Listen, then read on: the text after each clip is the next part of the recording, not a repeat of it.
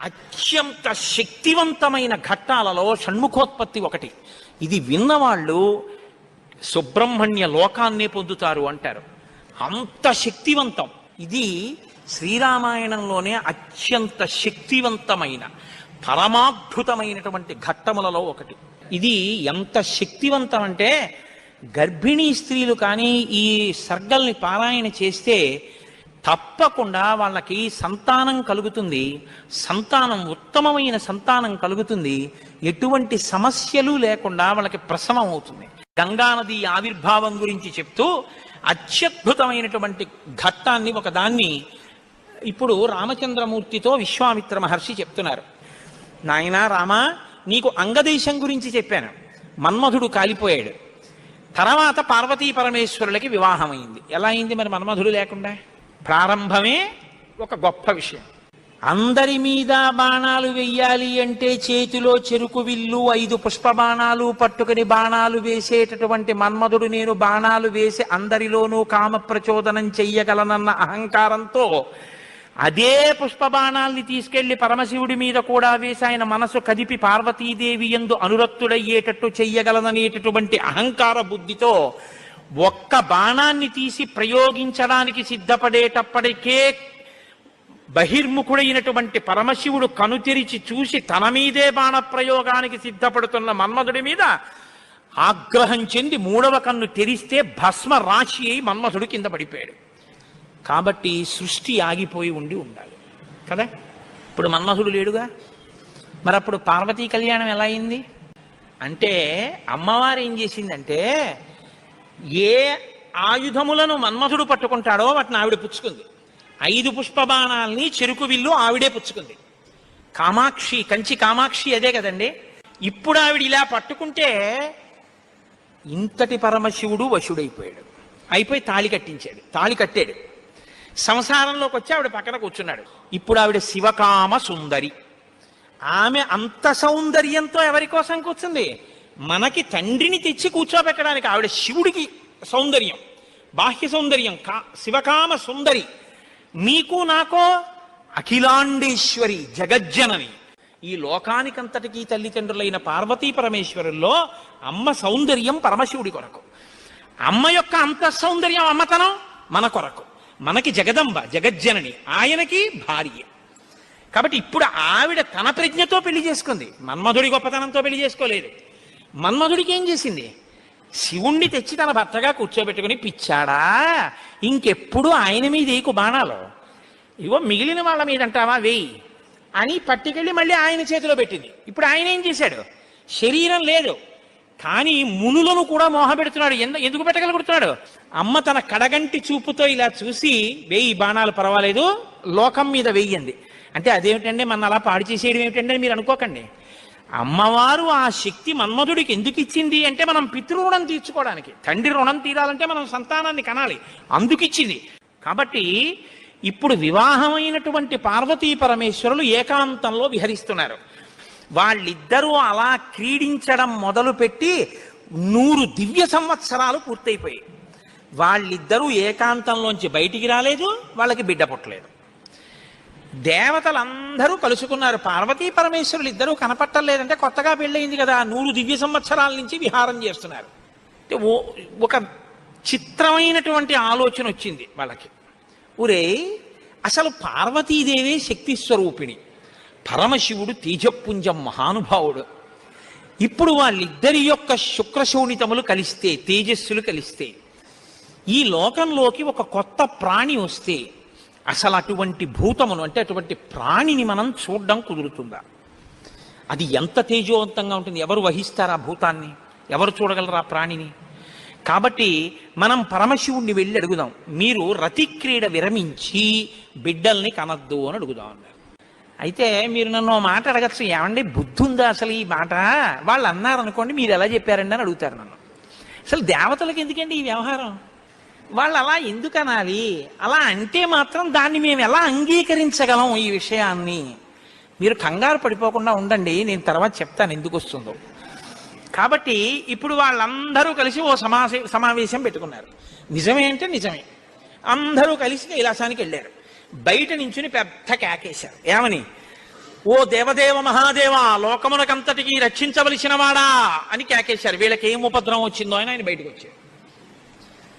ఆయన్ని చూడగానే వీళ్ళందరూ నేల మీద పడి నమస్కారం చేశారు. మహానుభావ, నీవు పార్వతీదేవితో కలిసి ఏకాంతంలో దివ్యక్రీడను అనుభవిస్తున్నావు.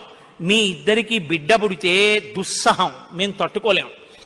అందుకని నీ తేజస్సుని నీ తేజస్సులోకి అణిచేసేయి, ఆమె తేజస్సుని ఆమె తేజస్సులో అణిచివేయమను. మీ ఇద్దరూ ఒకరి పట్ల ఒకరు ఇటువంటి ఆభిముఖ్యం పొందకుండా తపస్సు చేసుకుంటూ కూర్చోండి అన్నారు. ఎంత అక్కర్లేని విషయం అంటే ఇది.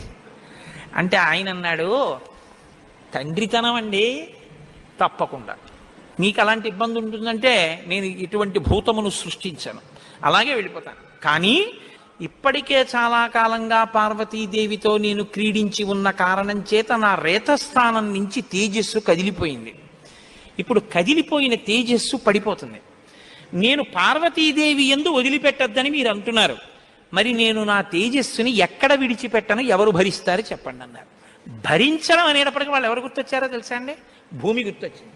అన్నీ ఆవిడేగా భరిస్తుంది, పాపం ఆవిడే భరించాలి. అందుకని వాళ్ళందరూ కలిసి ముక్తకంఠంతో భూమిని చూపించారు. చూపించి ఈ భూమి భరిస్తుంది, దీని మీద వదిలేసేయండి. భూమి ఏమనాలి? అదేమిటయ్యా, ఆయన భార్య యందు ప్రవేశపెట్టబడవలసినటువంటి శివతేజస్సు నా మీద ఎలా విడిచిపెడతాడు? నేనెలా స్వీకరిస్తాను? భూకాంత, ఆమె స్త్రీ, భూదేవి నాలోకి ఎలా ప్రవేశిస్తుంది? శివవీర్యం దోషం అవుతుంది కదా, నేను పుచ్చుకోననాలి. ఆవిడ సంతోషించింది. శివవీర్యం నాలో ప్రవేశించడం అంటే అదృష్టం కదా అనుకుని తప్పకుండా పుచ్చుకుంటానని అనేటప్పటికీ పరమశివుడు ఏం చేశారంటే ఆయన తేజస్సుని భూమి మీద వదిలిపెట్టేశాడు. అది ఉత్తర క్షణం భూమి అంతటా పాకేసింది. పాకేసి పర్వతాల్లో, నదుల్లో, సముద్రాల్లో, చెట్లలో పరివ్యాప్తమైతే ఆ తేజస్సు యొక్క స్థితిని భూమి తట్టుకోలేకపోయింది. తట్టుకోలేక పెద్ద పెద్ద కేకలేసింది ఆవిడ. నా ఒళ్ళు మండిపోతోంది, దగ్ధమైపోతోంది నా శరీరం అంతా, శివవీర్యాన్ని నేను భరించలేకపోతున్నాను, దాని శక్తి నేను తట్టుకోలేకపోతున్నాను, కాబట్టి నేను విడిచిపెట్టేస్తాను, నాలోకి వచ్చిన వీర్యాన్ని దేనిలోకి విడిచిపెట్టను అని అడిగింది ఆవిడ. ఇప్పుడు దేవతలందరూ ఒకరి మొహాల్లో ఒకళ్ళు చూసుకుని అన్నారు, ఒళ్ళు మండిపోతోంది తట్టుకోలేనన్నావు కాబట్టి ఎవడు మండిస్తాడో వాడిలో వదిలేయన్నారు. అంటే అగ్నిహోత్రులో వదిలేయమన్నారు.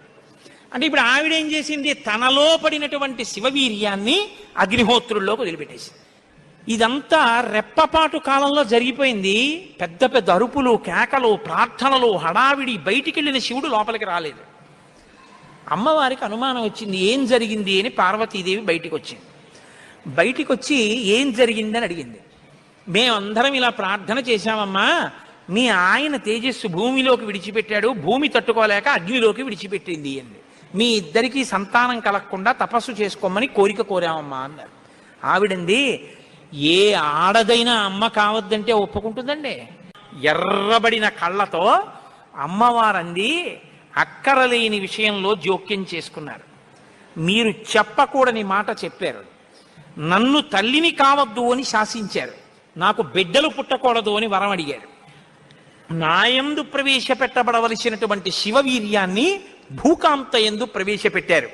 కాబట్టి నేను మీకు శాపం ఇస్తున్నాను, ఇక నుంచి మీ భార్యల వలన మీకిక సంతానము కలగకుండుగాక, ఇక నుంచి దేవతలకి సంతానం ఉండదు అంది. అందుకని ఏమంటే ఎప్పుడూ 33 కోట్లైనా ఇంకా పిల్లలు మనవలు ఉండరా అంటే ఉండరు. పార్వతీదేవి శాపం ఆగిపోయింది దేవతల యొక్క సంతానం. ఇప్పుడు ఆవిడ భూమి వంక తిరిగింది. నువ్వు స్త్రీవి కదా, నా భర్త యొక్క తేజస్సుని నేను పట్టవలసింది నువ్వెలా పట్టుకున్నావు, నువ్వెలా స్వీకరించావు నా భర్త తేజస్సుని? ఆవిడ్ని శపించింది. నువ్వు ఒక్క రూపంతో ఉండవు, భూమి అని పిలవబడినా నీకు అనేకమైనటువంటి స్థితి కలుగుతుంది. ఒక చోట చౌటు నేల, ఒక చోట నల్ల నేల, ఒక చోట ఎడారి, ఒక చోట పంట పండే నేల. ఇలా నువ్వు రకరకాలుగా అయిపోతావు. అంతేకాదు, బహుభార్య భవిష్యసి, నీకు ఒక్క భర్త ఉండడు. నీ భర్త కానివాడి వీర్యం నువ్వు పుచ్చుకున్నావుగా, నీకు ఇంకా ఎంతమంది భర్తలో లెక్కుండదు. అందుకే రాజ్యాన్ని పాలించిన వాడందరూ భూమిపతులే. ఎంతమంది ఆవిడికి భర్తలు లెక్కలేదు. కారణం ఏమిటంటే పార్వతీదేవి శాపం. ఏ ఆడదైనా కోరుకునేది ఏమిటంటే భర్త వలన కొడుకుని కనాలి, ఆ కొడుకు పేరు ప్రఖ్యాతులు తేవాలి, తల్లి సంతోషించేటట్టు ప్రవర్తించాలని కోరుకుంటాడు. ఏ తల్లి ఈ లోకంలో ఏ ఒక్కటి సహించదో అది నీ యందు నిజమగుగాక. ఏ తల్లి అయినా ఏది సహించలేదు, ఎంత తప్పైనా సహిస్తుంది. కానీ అమ్మ వంక ఆడదాన్ని చూసినట్టు చూశాడు అనుకోండి కొడుకు, అమ్మ మాత్రం ఒక్కనాటికి క్షమించదు. ఇంకా అమ్మలో ఆడతనాన్ని చూడకూడదు. ఇంకంతకన్నా పవిత్రంగా మాట్లాడడం కష్టం, ఇంకంతకన్నా నేను దిగి మాట్లాడను. కాబట్టి అమ్మతనాన్నే చూడాలంతే కొడుకు. కానీ నీ విషయంలో ఏమవుతుందో తెలుసా, నీ కొడుకులందరూ నీకు భర్తలు అవుతారు. అందుకే భూమిపతి పతే, ఆయన తర్వాత ఆయన కొడుకు, ఆయన భూమిపతే. ఎంత దారుణం అండి అది. ఒక ఆయన పరిపాలిస్తున్నాడు, ఆయన భూమిపతి, ఆయనకి కొడుకు పుట్టాడు. ఇప్పుడు భూమికి ఆయన ఏమవ్వాలి? కొడుకు. ఆ భూమిపతి వెళ్ళిపోయాడు, ఇప్పుడు ఈయనేమవుతాడు? ఈయన భూమిపతే, తన కొడుకు తనకి భర్త. ఇంతకన్నా దారుణం ఏముంది? ఇది పార్వతీదేవి శాపం. నాకు బిడ్డలు కలగకుండా చేశారు కాబట్టి మీరు ఈ శాపం అనుభవించండి అని ఆవిడ లోపలికి వెళ్ళిపోయారు. ఇప్పుడు వీళ్ళందరూ ఇలా వేళ్ళు విరిచారు. ఒరే అక్కర్లేని విషయంలో జోక్యం చేసుకున్నాను రా, ఎవడ్రా ఈ మాట చెప్పింది అసలు అన్నారు. వాడు ఉంటాడేమిటి ఇంక అక్కడ. ఇప్పుడు అందరూ భారంగా తలకాయలు ఉంచుకుని ఇళ్ళకెడితే వీళ్ళ శిఖలు ఎవరు పట్టుకుంటారు? ఒరే ఎందుకు వెళ్ళావురా నువ్వు, నీ వల్ల నాకు ఇంకా బిడ్డలు కలగరని వాళ్ళు పట్టుకుంటారు. కాబట్టి ఇప్పుడు వాళ్ళందరూ ఇళ్ళకెళ్ళారు. హిమాలయ పర్వత ప్రాంతంలో పార్వతీ సహితుడై పరమశివుడు మాత్రం హాయిగా కూర్చుని తపస్సు చేసుకుంటున్నాడు. ఇంకా వాళ్ళిద్దరికీ బిడ్డలు పుట్టకూడదు అన్నారుగా, అందులో ఆయన వెళ్ళి తపస్సు మొదలెట్టాడు. గొడవ ఎక్కడొచ్చింది? ఇక్కడతో ఏమైపోలేదు గొడవ. తారకాసురుడని వాడు బయలుదేరాడు. వాడికి తెలిసే విషయం, ఇక పార్వతీ పరమేశ్వరులకి బిడ్డలు పుట్టరని, దేవతలకి బిడ్డలు పుట్టరని తెలుసు వాడికి. వాడు బ్రహ్మగారి గురించి తపస్సు, వాడు చాలా తెలివైనవాడు. వాడు నాకు చావుద్దన్నాడు, అది కుదరదన్నాడు ఆయన. అయితే పార్వతీ పరమేశ్వరులకు కొడుకు పుడితే వాళ్ళ చేతిలో చచ్చిపోతానన్నాడు. బ్రహ్మగారు ఏమంటారు? తథాస్తు అన్నారు. ఇంకా వాళ్ళకి పుట్టరు, నేను చావను, అది వాడి ధైర్యం. ఇప్పుడు వాడు ఎవరిని కొట్టడం మొదలెట్టాడు? దేవతల్ని. ఇప్పుడు వాళ్ళేం చెయ్యాలి? ఇప్పుడు వీళ్ళందరూ ఎక్కడికి వెళ్ళి అడిగారు, మీకు బిడ్డలు కలగకూడదు, మీ ఇద్దరు తపస్సు చేసుకోండి అని. వీళ్ళే అడిగారు పార్వతీ పరమేశ్వరుని. వాళ్ళిద్దరు తపస్సుకి వెళ్ళిపోయారు. ఇప్పుడు వెళ్ళి మీ ఇద్దరు బిడ్డలు కనండి అన్నారు అనుకోండి, ఇంకేమైనా ఉందా? వద్దన్నావు, అన్ని శాపాలు ఇచ్చేసింది ఆవిడ. అంటే మీరు బాగా గమనించండి, ఏదైనా ఆడది భరిస్తుంది, కానీ ఆడదాని అమ్మతనానికి, ఆడదాని భర్తృత్వాన్ని పంచుకోవడానికి ఇంకో ఆడదొస్తే మాత్రం ఈ లోకంలో సహించడం అన్నది ఉండదు. అది ఈ జాతి క్షమించలేదు. ఇది రామాయణం యొక్క తీర్పు.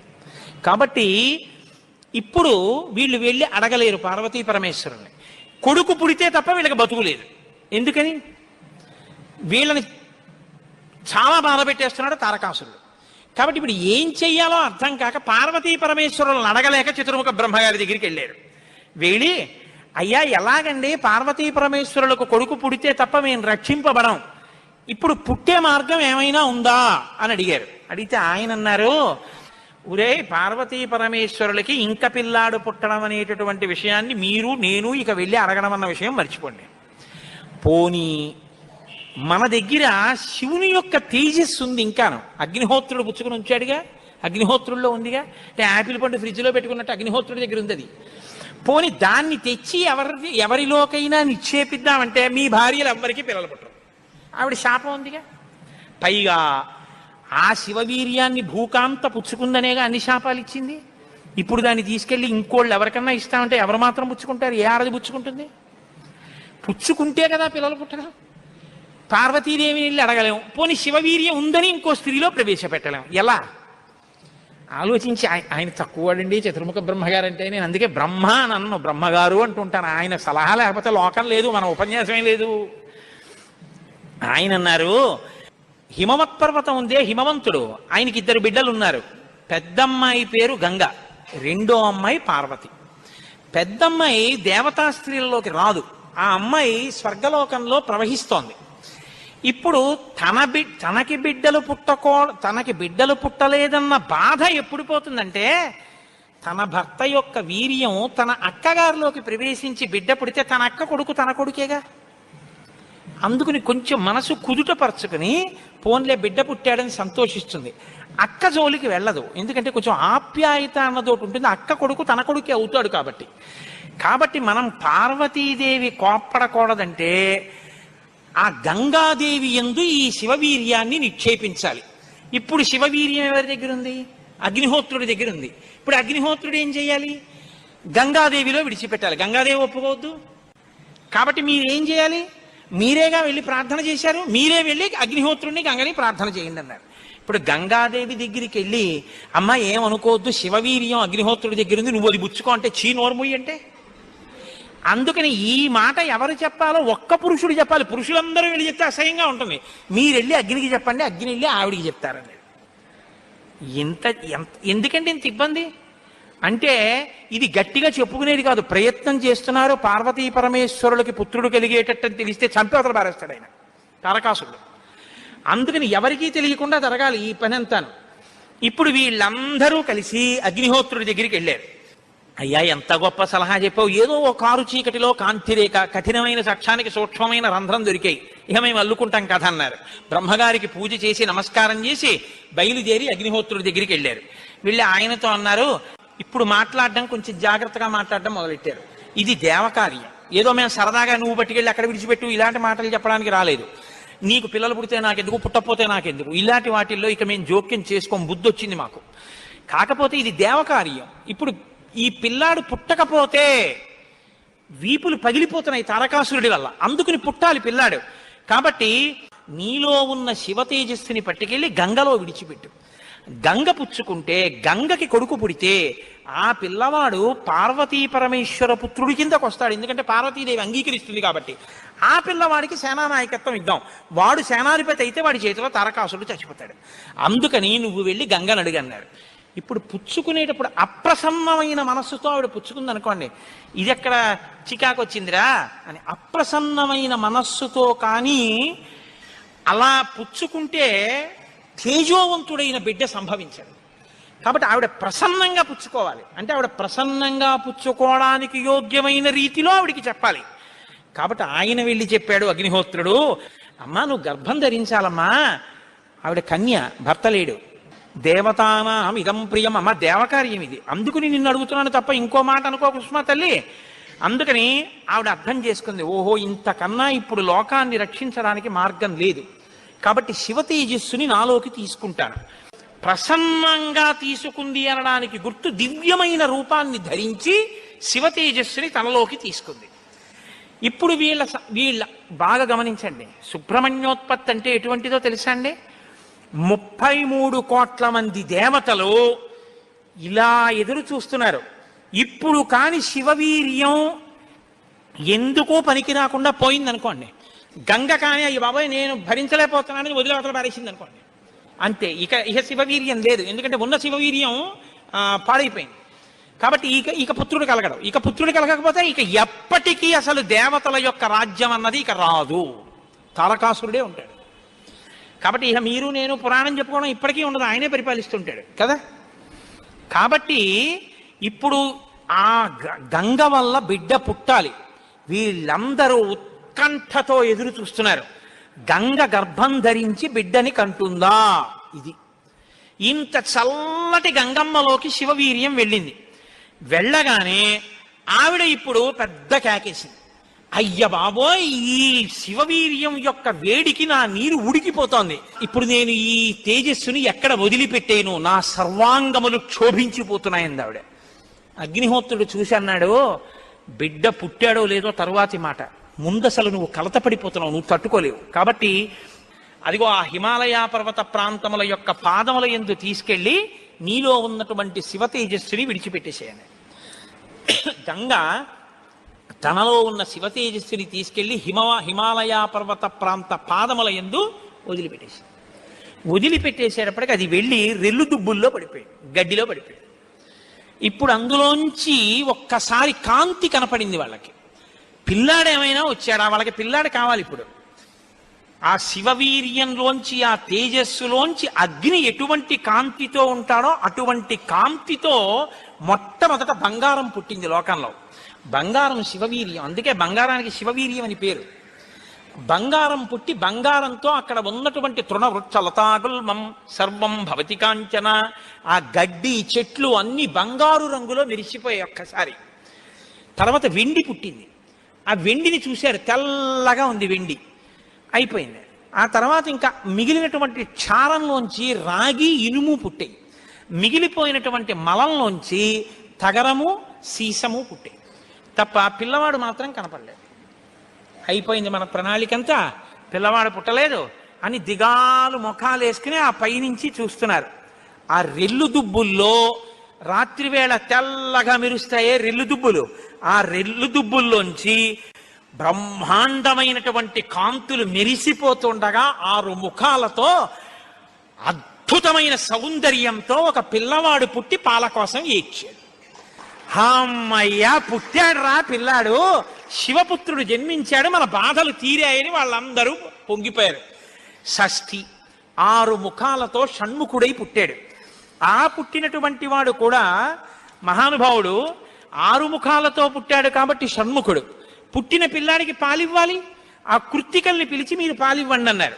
వాళ్ళన్నారు మేము పాలిస్తాం, కానీ ఇప్పుడు పాలిస్తే కానీ మరి పిల్లాడు బతకడు. కాబట్టి వాళ్ళు అన్నారు మేము పాలిస్తాం, కానీ ఆ పిల్లాడిని మా పేరుతో పిలుస్తారా అన్నారు, మా పిల్లాడని చెప్తారా అన్నారు. అబ్బాయి అలా ఎలా కుదురుతుందండి అన్నారు. అనుకుంటే వాళ్ళు పాలివ్వకపోతే పిల్లాడు. అందుకని వీళ్ళు వెంటనే దేవతలందరూ అన్నారు తతస్తు దేవత సర్వ కార్తికేయ ఇతి బ్రువన్, కార్తికేయుడు కార్తికేయుడు అన్నాం కదా, ఇవ్వండి పాలన్నారు. అమ్మతనం ఎంత గొప్పదో చూడండి. ఇప్పుడు ఈ కృత్తికలు 6 పిల్లాడికి 6 ముఖాలతో ఉన్నవాడికి 6 పాలిచ్చారు. వాడు పాలు తాగాడు. పుత్రస్త్రైలోక్య విఖ్యాతో భవిష్యతి న సంశయ. కార్తికేయుడు కార్తికేయుడని మేం పిలవడం కాదు, 3 లోకాల్లో పిలుస్తారు ఈ పిల్లాన్ని, సరేనా అన్నారు దేవతలు. అప్పుడు వాళ్ళు పాలిచ్చారు. కాబట్టి కార్తికేయుడు అగ్నిలో శివవీర్యం చాలా కాలం నిలవ ఉంచబడి అగ్నిహోత్రుడు గంగలో ప్రవేశపెట్టాడు కాబట్టి పావకి. శరవణములు అంటే రెల్లు దుబ్బుల్లోంచి పుట్టాడు కాబట్టి శరవణ భవ. ఎప్పుడు శుద్ధమైనటువంటి బ్రహ్మణ్య జ్ఞానంతో ఉంటాడు కాబట్టి సుబ్రహ్మణ్యం. తల్లి కడుపులోంచి స్ఖలనమై పుట్టాడు కాబట్టి స్కందుడు. ఆయన ఉత్పత్తి చేతనే ఇన్ని పేర్లతో వచ్చాడు. ఏమండి మీరు ఇంత గొప్పగా ఏదో పాపం నోరు కొట్టుకు చెప్పారు, కానీ మాకు అసలు అనుమానం మాత్రం అలా ఉండిపోయింది, మీరు మంగళం చెప్దాం అనుకుంటున్నారేమో. అలా అనత్సా దేవతలు, అలా అడగడం వల్ల కదా ఇంత కథ వచ్చింది. అలా ఎందుకు అడగాలి అసలు అంటే, మహానుభావుడు శంకర భగవత్పాదాచార్య స్వామి వారు బ్రహ్మసూత్రాలకి చేసినటువంటి వ్యాఖ్యానంలో ఒక చోట ఉదహరించారట దీని గురించి. దాని గురించి అసలు ఇలా ఎలా జరిగిందని కంచికామకోటి పీఠాధిపతులు చంద్రశేఖరేంద్ర సరస్వతి స్వామి వారు ఎంతమంది పౌరాణికులను అడిగారట. ఆఖరికి ఒక ఆయన దీని మీద పరిశోధన చేసి చేసి త్రిపుర రహస్యంలో ఉన్నటువంటి మంత్రాల యొక్క వ్యాఖ్యానంలో దీని అసలు వృత్తాంతం ఎక్కడుందో పరమాచార్య స్వామి వారికి తీసుకొచ్చి చెప్పారు. త్రిపుర రహస్యంలో ఉంది దీని రహస్యం, అక్కడి నుంచి అనుసంధానం చేయాలి దాన్ని. సనత్కుమారుడు అని ఒక ఆయన బ్రహ్మమానస పుత్రుడు, ఆయన పుట్టుక చేత మహాజ్ఞాని. అటువంటి పిల్లవాడు ఆయన ఎప్పుడూ తనలో తాను బ్రహ్మజ్ఞానంలో రమిస్తుండేవాడు. ఆయన ఒక రోజు రాత్రి నిద్రపోవడం అంటే గుర్తుపెట్టుకోండి, బ్రహ్మవేత్త నిద్రకి కూడా ఆయన సాక్షి. అటువంటి ఆయనకి కల వచ్చిందంటే అవస్థ ఏర్పడింది, స్వప్నావస్థ. ఆ కల్లో తాను రాక్షస సైన్యాల మీద యుద్ధం చేస్తున్నట్టు కల వచ్చింది. ఆయన తెల్లబోయి ఇదేమి నాకు కల రావడం ఏమిటి, కల రావడం అంటే మనసులో ఏదో కోరిక ఉంది, ఆ కోరిక కల్లో కనపడింది, స్వప్నావస్థలోకి వెళ్ళాను, ఇది దోషం కదా, నాకు అలా ఎందుకు జరిగిందని తండ్రి చతుర్ముఖ బ్రహ్మగారి దగ్గరికి వెళ్ళారు. వెళ్ళి నాన్నగారు నాకు ఇలా కల ఎందుకు వచ్చింది నాన్నగారు అసలు అని అడిగాడు. ఆయన అన్నాడు, నాయనా నీకు ఇలా కల రావడానికి ఒక కారణం ఉంది. నువ్వు పూర్వజన్మలో వేదాన్ని నేర్చుకునేటప్పుడు వేదంలో దేవతల గురించి రాక్షసుల గురించి దేవదానవ యుద్ధాల గురించి చదివి, ఈ రాక్షసులు ఎప్పుడు వేద ప్రమాణానికి వ్యతిరేకంగా ఎందుకు ఇలాంటి పనులు చేస్తుంటారు, వీళ్ళని పట్టుకుని చంపేయాలని వ్యగ్రత పొందావు. ఆ వ్యగ్రత జీవుణ్ణి పట్టుకుంది. అది ఈ జన్మలో బ్రహ్మవేత్తవైనా నీకు ఆ వాసన ఉండిపోయింది. అది ఇప్పుడు కలగా వచ్చింది. అది తీరాలంటే నువ్వు దేవసేనకి అధిపతివి కావాలి. నువ్వు దేవసేనకి అధిపతివై రాక్షసుల్ని సంహరిస్తే ఆ కోరిక తీరుతుంది. అంటే నాన్నగారు నేను దేవాసేనాపతిని కావలసిందేనా ఆయన అన్నాడు చతుర్ముఖ బ్రహ్మగారు. వచ్చేసారు ఆయన. నిరంతర అనుష్ఠానంలో తనున్నారు. ఈలోగా పరమశివుడు ఒక సంకల్పం చేశాడు. పరమశివుడికి ఒకప్పుడు కోరిక పుట్టిందిట. నేను ఇప్పటిదాకా అన్ని విషయాలు చెప్పడం కానీ నేను ఓడిపోయిందన్నది లేదు ఎవరి దగ్గర. ఓడిపోవడం అంటే బయట వాళ్ళ దగ్గర ఓడిపోతే బాగుండదుగా. ఓడిపోవడం అనేటటువంటిది కూడా మనిషి జీవితంలో సన్మానంగా ఎప్పుడు మారుతుంది? పుత్రాదిచ్చేత్ పరాజయం. తన కొడుకు చేతిలో తాను ఓడిపోవాలి. తన కొడుకు చేతిలో తాను ఓడిపోవడం అంటే, ఉరే నేను ఈ శ్లోకానికి అర్థం ఇన్ని మాటలు చెప్పాను కానీ నా కొడుకు వచ్చి అకస్మాత్తుగా నాన్నగారు ఈ శ్లోకానికి ఈ అర్థం ఇలా కూడా వస్తుంది కదా అంటే నాకు ఎప్పుడూ రాలేదు ఈ ఆలోచన. ఎంత గొప్ప అర్థం చెప్పాడురా. ఇలా చూస్తే అసలు మొత్తం కథ మారిపోయింది. వీడికి ఎంత గొప్ప ఆలోచన వచ్చిందని నా కొడుకు ప్రజ్ఞ ముందు నేను తల వంచితే అది నాకు సన్మానం లాంటి ఓటమి. అలాంటి కొడుకు నా కడుపున పుడతాడా అనుకున్నట్ట పరమశివుడు కూడా ఒకనకొకప్పుడు. ఇప్పుడు సనత్కుమారుల వారికి ఈ కోరిక, పరమశివుడికి ఆ కోరిక. ఒకనకొకప్పుడు పరమశివుడు పార్వతీదేవి అసుర సంధ్య వేళలో ఈ భూమండలం అంతటా కూడా విహారం చేస్తారు. శ్రీశైల పర్వతం మీద దిగుతారు. భాగవతంలో చతుర్థ స్కందం అనుకుంటే అందులో చెప్తారు దీని గురించి. వాళ్ళిద్దరూ విహారం చేస్తుంటే సనత్కుమారుడు కనబడ్డారు. కనబడితే వాళ్ళకి ముచ్చటేసింది. బ్రహ్మవేత్త మహానుభావుడు బ్రహ్మజ్ఞాని, పలకరిద్దామని వృషభవాహనం మీద కిందికి దిగి దగ్గరికి వెళ్ళారు. ఆయన ఇలా చూశారు. చూసి తన పని తాను చేసుకుంటున్నారు. ఇద్దరు అలా నిలబడ్డారు. ఆయన ఏం పలకరించలేదు. పలకరించకపోతే పరమశివుడు అన్నాడు, ఏమయ్యా లోపల సంతోషించాడు ఇది బ్రహ్మవేత్త అంటేని. ఏమయ్యా ఇంతసేపటి నుంచి నించున్నావు, కనీసం నువ్వు పలకరించలేదు మమ్మల్ని అన్నారు. ఏంటి నువ్వు కొత్తగా కనపడ్డా ఏమిటి? నాకు లోకమంతా నువ్వు తప్ప ఇంకోటి కనపడితేగా. నువ్వే కనపడుతున్నది. బ్రహ్మవేత్తకి ఏం కనపడుతుందండి? విశ్వం కనపడదు, విశ్వనాథుడు కనపడతాడు. లోకం కనపడదు, లోకేశ్వరుడు కనపడతాడు. కాబట్టి నాకు కనపడుతున్నదే నువ్వు ఇవాళ కొత్తగా కనపడ్డావు ఏమిటి? నాకు ఎప్పుడు నువ్వేగా కనపడదు, కొత్తదనం ఏముంది? అదుగు అలా కూర్చున్నాను అన్నాడు.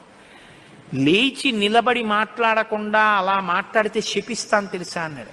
శపిస్తే ఏమవుతుంది స్వామి? దేహానికి ఏమైనా బాధ కలుగుతుంది. అది నేనైతేగా, నేను ఆత్మని. ఆత్మకి శాపం ఏముంటుంది? ఆత్మయే నేను, నేనే నువ్వు, ఉన్నది ఒక్కటే, దానికి శాపం లేదు స్వామి, అందులో నా భయం లేదన్నారు. ఓహో ఏమి ద్వంద్వాతీతుడు రా మహానుభావ, ఇది బ్రహ్మజ్ఞానంటే. కాబట్టి నిన్ను చూసి నేను మురిసిపోతున్నాను, నీకు ఏదైనా వరం ఇస్తాను పుచ్చుకో అన్నారు. ఆయన అన్నారు, వరం ఇస్తావా? మళ్ళీ ఇదో మోహం. వరం ఇవ్వడం, శాపం ఇవ్వడం ఏమిటి ద్వంద్వాలు? నాకేం అక్కర్లేదు, నీకేమైనా కావాలా నేను ఇస్తానన్నారు. అంటే పరమశివుడు అన్నాడు, ఈ మాట నీతో అనిపించడం కోసమే ఇంతసేపు నించున్నాడు. నీలాంటి కొడుకు కావాలి, నువ్వు నాకు కొడుకు అవుతావా అన్నారు. అంటే సనత్కుమారుడు అన్నాడు, నీకే కొడుకునవుతానన్నాడు. అంటే పార్వతీదేవి అంది, ఏది ఆ కేంత దీర్ఘం ఇస్తున్నావు? నీకే కొడుకునవుతానంటా ఏంటి? నీకే కొడుకునంటే నాకు కొడుకువే అంది. అదొక్కటి అడక్కమ్మా అన్నాడు. అదేమయ్యా అదేమిటి? నీలాంటి కొడుకు పుడుతుంటే నా కడుపున పుట్టకపోవడం ఏమిటి? అమ్మా ఎంత పార్వతీదేవివైనా తల్లి, నేను ఒక కడుపున పుట్టడం అంటే అమ్మా తల కింద పెట్టి కాళ్ళు పైకి పెట్టి 9 నెలలు అమ్మ కడుపులో పడుకుని యోని ద్వారంలోంచి బయటికి రాలేనమ్మా. శివకుమారుడిగా పుడతాను, నీకు కుమారుణ్ణే తప్ప అమ్మా నీ కడుపున మాత్రం పుట్టనన్నా. అంటే ఆవిడ చిన్న బుచ్చుకుంది. అయ్యయ్యో నేను కూడా కలిసి అడగకపోవడం వల్ల వచ్చింది. కానీ నా కోరిక నువ్వు ఇంకొకలా తీర్చాలంది ఆవిడ. ఎలా తీర్చనమ్మా అని అడిగారు. నేను ఒకానొకప్పుడు పరమశివుడు భస్మాసురుడు పరమశివుడి గురించి తపస్సు చేసి వరములు పొందాడు. నేను ఎవరి తల మీద చెయ్యి పెడితే ఆయన భస్మం అయిపోవాలని పరమశివుడు వరం ఇచ్చాడు. నీ మీదే పరీక్ష చేస్తానని పరమశివుడు వెంటబడ్డాడు. పరమశివుడు ఏదో ఒక హేళ, ఆయన ఒక చాలా విచిత్రంగా ప్రవర్తిస్తూ ఉంటాడు. లోకానికి ఒక పాఠం చెప్పడం కోసం ఉసుమండి చేతకాని వాడేయని మీరు అనుకోకూడదు. ఇప్పుడు నేను మళ్ళీ శివమహాపురాణానికి అంతటికి వ్యాఖ్యానం ఎక్కడ చేయను. కాబట్టి ఆయన పరిగెడుతున్నట్టు నటించాడు. ఆయన పరిగెడుతున్నట్టు నటిస్తే నేను వెంటబడి చంపితే బాగుండదు. భర్త పరిగెడుతున్నట్టుంటే నే కాసేపు కనపడకుండా ఉంటే పోతుందని ఆవిడేం చేసిందంటే తన శరీరాన్ని నీటిగా మార్చి ఒక సరోవరం కింద మారిపోయింది. అదే శరవణ తటాకం. ఆ శరవణ తటాకం హిమవత్ పర్వత ప్రాంతంలో ఉంది. నువ్వు నా కడుపున పుట్టకపోయినా ఆఖరణ పుట్టేటప్పుడు మాత్రం ఆ శరవణ తటాకం దగ్గర నుంచి పుట్టాలి. నీ మంత్రం కూడా ఆ తటాకం నా పేరు మీదే ఉండాలి. అందుకే ఆయన మంత్రం శరవణ భవ సుబ్రహ్మణ్యుడికి. అంటే ఆయన అన్నాడు, అమ్మ తప్పకుండా, అలా నేను పరమశివుని యొక్క తేజస్సు చేత నీ తటాకంలోంచి పుడతాను. పంచభూతాత్మకం పరమశివ లక్షణం కదా. అందుకని పృథివీస్వరూపంగా, అగ్నిస్వరూపంగా, వాయుస్వరూపంగా, జలస్వరూపంగా, ఆకాశస్వరూపంగా 5 స్వరూపాలతో పార్వతీ పరమేశ్వర సమాగమ స్వరూపంగా శివశక్తుల యొక్క సమ్మేళనానికి పుట్టినటువంటి మెరుపు తీగల లోకంలో బ్రహ్మజ్ఞానాన్ని బోధ చెయ్యడం కోసమని, దేవసేనాపతిని కావడం కోసం, రాక్షస సంహారం చెయ్యడం కోసం మీకు పుత్రుడిగా పుడతానమ్మా అని సనత్కుమారుల వారు పరమశివుడికి వరం ఇచ్చారు. అందుకని ఆ వరం నెరవేరాలంటే పార్వతీ పరమేశ్వర సమాగమం జరిగి పార్వతీదేవిలోకి వెళ్ళకూడదు తేజస్సు. దేవతల సంఖ్య కూడా అనంతంగా పెరిగిపోతే రేపొద్దున్న ఉపాసనలు కష్టం అవుతాయి. అందుకని నాటకీయ సన్నివేశం సృష్టింపబడాలంటే దేవతలు వెళ్ళి ప్రార్థన చేయాలి. ప్రార్థన చేసి శివ తేజస్సు భూమి మీద పడాలి. అది అగ్నిహోత్రంలోకి వెళ్ళాలి. ఇది పంచభూతాత్మకమై ఆయన షణ్ముఖ స్వరూపంతో పైకి రావాలి. వచ్చి స్వామి అని పేరు పెట్టుకోవాలి. స్వామి అన్న పేరు కేవలం సుబ్రహ్మణ్యుడిది. మనం వెంకటేశ్వర స్వామి అంటాం, మంచిదే, నేను తప్పని నేను అంటలేదు. కానీ ఒక్క స్వామి అంటే మాత్రం సుబ్రహ్మణ్యుడే. ఎక్కడెక్కడ సుబ్రహ్మణ్యుడి పేరు చెప్తామో, ఎక్కడెక్కడ తలుచుకుంటామో అక్కడక్కడ సంతానమునకు ఏ విధమైన ప్రమాదం రాదు. సుబ్రహ్మణ్యుడికి నమస్కారం చేస్తే కుజగ్రహ దోషం కూడా ఉపశమిస్తుంది. ఎక్కడెక్కడ షణ్ముఖుణ్ణి ఆరాధన చేస్తారో అక్కడ ఐశ్వర్యం పరిడవిల్లుతుంది. పక్కన ఉన్నటువంటి తమిళ దేశం, ద్రవిడ దేశంలో అంత ఐశ్వర్యం వచ్చింది, అన్ని పరిశ్రమలు వచ్చాయంటే కారణం ఏమిటో తెలుసా అండి? సుబ్రహ్మణ్యారాధన. వాళ్ళు విపరీతమైన సుబ్రహ్మణ్యారాధన చేస్తారు. సుబ్రహ్మణ్య ఆరాధనం చేసినా, షణ్ముఖుడికి ప్రదక్షిణం చేసినా, ఆయనకి నమస్కారం చేసినా జ్ఞానము, ఐశ్వర్యము, సంతానమునకు క్షేమము, ఆయువు, ఆరోగ్యము అన్నీ కలుగుతాయి. అంత శక్తివంతమైనటువంటి సర్గ ఈ షణ్ముఖోత్పత్తి సర్గ. ఈ షణ్ముఖోత్పత్తి గురించి చెప్పిన తర్వాత, అందుకే షణ్ముఖుడికి ఉన్న గొప్పతనం ఏమిటో తెలుసా అండి? ఆయనకి ఒక గొప్ప విజయాన్ని సాధించాడు షణ్ముఖుడు ఒక్కడే. శైవ వైష్ణవాలు రెండూ కూడా వియ్యవందేట్టు చేశాడు. శ్రీవల్లి, దేవసేన ఇద్దరు శ్రీ మహావిష్ణువు యొక్క కుమార్తెలు. ఆయన మేనల్లుడు కదండి, మరి ఏదో పండగ సెలవులకు ఇంటికి వచ్చాడు. ఇంటికి వస్తే లక్ష్మీదేవి ఆయన్ని చూసి అందిట, మురుగన్ అంది. మురుగన్ అంటే మేనల్లుడు అని. మరుమగన్ అన్నట్టు విష్ణువు. మరుమగన్ అంటే చాలా అందగాడు అన్నట్టు. ఇద్దరు అలా అనుకోవడం ఎందుకో తెలుసా అండి? మన పిల్లలకు బాగుంటాడు. వల్లి, దేవసేన ఇద్దరిని ఇచ్చి సుబ్రహ్మణ్యేశ్వర స్వామి వారికి కళ్యాణం చేశారు. వల్లి, దేవసేన ఇద్దరిని తనకి భార్యలుగా చేసుకున్నాడు కాబట్టి శైవ వైష్ణవాలు రెండు సుబ్రహ్మణ్యుడి వల్లే వియ్యం ఉంది. అంతటి మహానుభావుడు ఆయన. మహాజ్ఞాని, యుక్తకేశుడై గుండుతో గోచి పెట్టుకుని నిలబడి ఉంటాడు. అందుకే సుబ్రహ్మణ్య క్షేత్రాల్లో స్వామివలయలో అలా నిలబడి ఉంటాడు. ఆయన ప్రణవానికి అర్థం చెప్తే పరమశివుడంతటి వాడు తెల్లబోయి, ఎంత గొప్పగా చెప్పావురా అన్నట్టు. నాన్నగారు అలా అంటే కుదరదు, ఇది ప్రణవ రహస్యోపదేశం కదా, మీరు కూడా మడి కట్టుకుని వచ్చి శిష్యుడిగా కూర్చోండి చెప్తానన్నట్టు. ఒరే ఎంత బాగా చెప్పావురా అని వచ్చి కూర్చుని విన్నట్ట. శివుడంతటి వాడు ఇంత బాగా చెప్పగలిగిన కొడుకు పుట్టాలని కదా కోరుకున్నాడు. ఆత్మాదిచ్చేత్ పుత్రాదిచ్చేత్ పరాజయం. తండ్రి గారికి ఆ కోరిక తీరిందటువంటి బ్రహ్మజ్ఞాని పుట్టాడు. ఆయనే తరువాతి కాలంలో కేవలం పాలు తాగి పెద్దవాడైపోయాడు అంతే. అయిపోగానే ఆయన్ని దేవసేనకి తీసుకొచ్చి పట్టాభిషేకం చేసేశారు. సేనాధిపతి అయిపోయాడు. తారకాసుర సంహారం చేశాడు. దేవతలందరూ సంతోషించారు. అమ్మ అందరంతా మూర్తీభవించి ఉంటుంది. అందుకే ఇంతంత బుగ్గలు, ఎర్రటి మనిషి, ఆహారాలు, చిన్న పట్టుబట్ట, ఎప్పుడు అమ్మ శక్తి అంతా చేతిలో శూలంగా పట్టుకుని ఆ కుక్కుట ధ్వజం, ఆ నెమలి మీద కూర్చుంటే ముద్దులు మూట కడుతూ ఎంత అందంగా ఉంటాడో. అందుకే సుబ్రహ్మణ్యేశ్వర స్వామి వారి యొక్క మూర్తి వంక అదే పనిగా చూసినా కూడా సత్సంతానం కలుగుతుంది. అంతటి మహానుభావుడు సుబ్రహ్మణ్యుడు. ప్రత్యేకించి ఏ కారణం చేతనైనా గర్భం నిలవక బాధపడుతున్న వాళ్ళు, గర్భిణి అయినప్పటికీ కడుపున ఎటువంటి బిడ్డలు పుడతారో తెలియని వాళ్ళు, వాళ్ళ ఆయుర్దాయం బాగుండాలనుకున్న వాళ్ళు, సంతానం క్షేమంగా వృద్ధిలోకి రావాలనుకున్న వాళ్ళు రామాయణాంతర్గతమైన షణ్ముఖోత్పత్తిని విని తీరాలి. ఇది చెప్పడం కోసమే వాల్మీకి మహర్షి ఫలశ్రుతి చెప్తూ ఓ మాట చెప్పారు. ఎవరు ఈ షణ్ముఖోత్పత్తిని శ్రీరామాయణంలో వింటున్నారో వాళ్ళకి ఎటువంటి చిక్కులు ఉన్నా అన్ని చిక్కులు విడిపోయి అపారమైనటువంటి ధన సమృద్ధి కలుగుతుంది. 2, విశేషమైనటువంటి పుణ్యము స్కందోత్పత్తిని విన్నంత మాత్రం చేత కలుగుతుంది.